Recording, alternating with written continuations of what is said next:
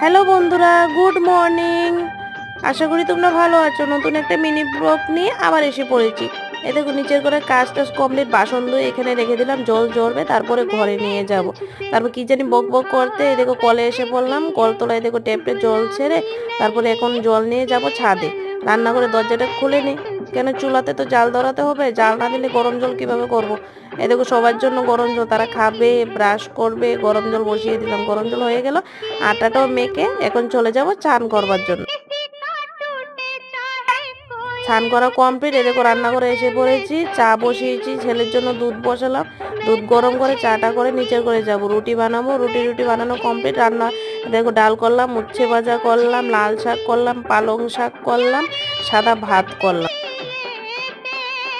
তারপরে দেখো সন্ধ্যার সময় সারাদিন ভিডিও করা হয়নি, সন্ধ্যার সময় দেখো তরকারিটা আবার গরম করতে বসিয়ে গেলাম। ভিডিওটা ভালো লাগে লাইক কমেন্ট সাবস্ক্রাইব, টাটা।